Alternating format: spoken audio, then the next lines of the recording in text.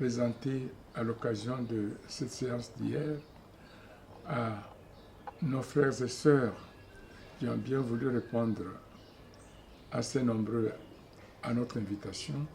cette feuille de route qui commence par ces mois d'août, par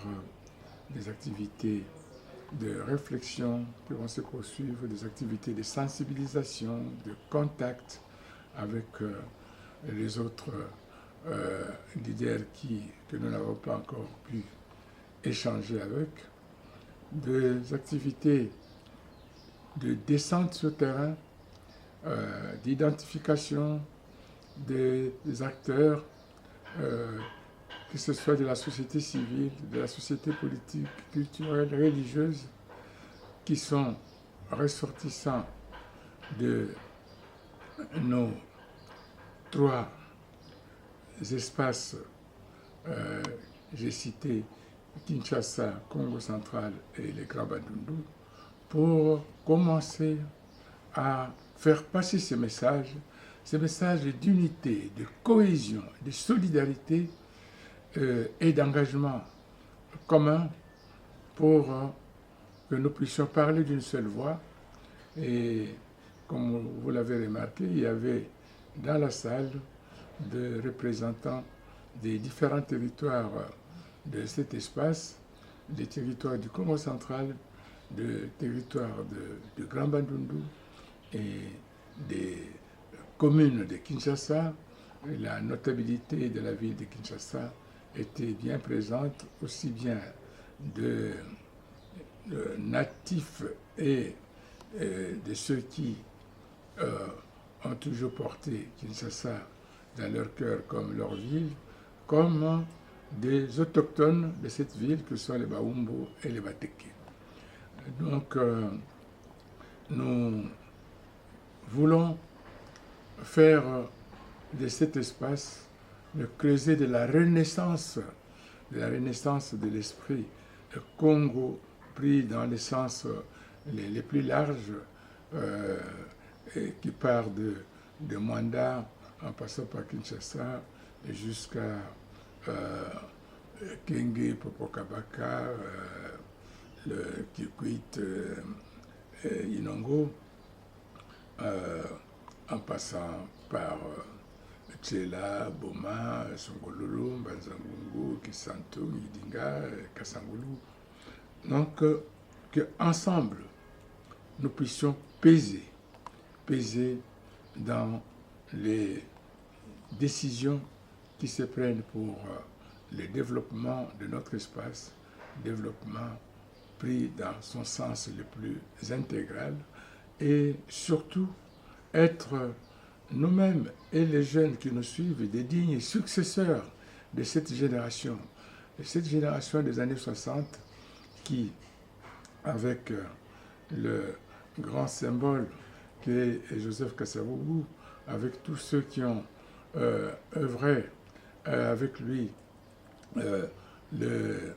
l'initiateur de la Bakoki Edmond Nzezalandu,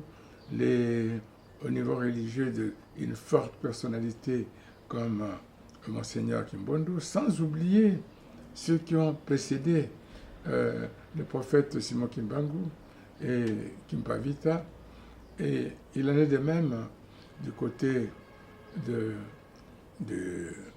la ville de Kinshasa, où il y a eu des grands noms comme Paul Mochete,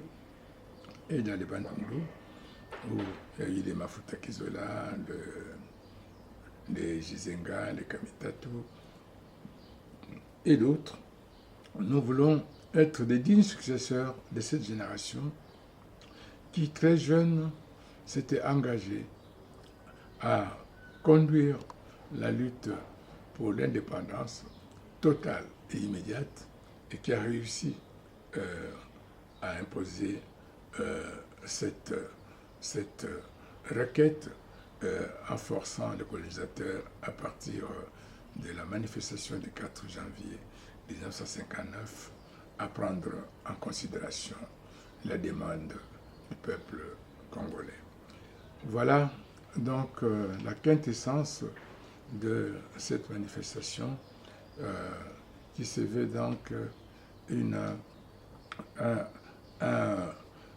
un déclic pour le réveil. Et comme je l'ai dit hier, au moment de la présentation de la feuille de route, même des grands théoriciens du changement considèrent parmi les éléments importants pour réussir une action de changement, c'est d'abord avoir une vision partagée, une vision commune et partagée. Cette vision-là, nous l'avons.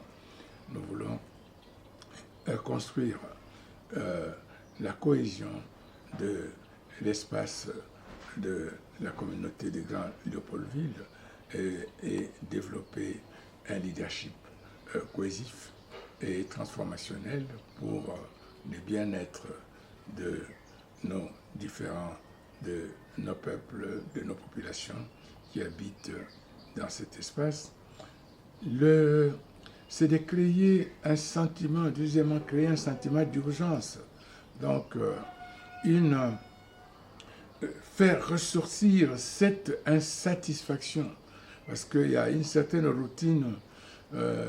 qui s'installe dans la communauté. Nous savons qu'il y a une insatisfaction au sein de nos populations par rapport à leurs aspirations, par rapport à leurs attentes. Si nous voyons l'espace Congo central que je connais bien parce que j'ai déjà été élu dans cet espace et j'y œuvre encore comme acteur social et politique, comme l'espace de Kinshasa aussi où j'évolue. Nous voyons qu'il y a beaucoup de demandes qui ne sont pas satisfaites du point de vue des routes, du point de vue de la qualité des soins, de la qualité de l'enseignement, de l'environnement, de la gouvernance, du point de vue de la décentralisation, du point de vue de l'emploi, de l'accès à l'emploi, du point de vue de l'accès à l'eau et à l'électricité. Donc, nous, unis, nous serons plus forts pour pouvoir affronter tous ces défis-là, les relever, qu'en travaillant de manière éparse et éparpillée. L'union fait la force. Cette devise de nos colonisateurs reste d'actualité et nous avons besoin donc, comme troisième étape, de créer cette coalition. Il faut une coalition forte pour avoir une masse critique pour pouvoir peser sur la transformation socio-économique de notre environnement.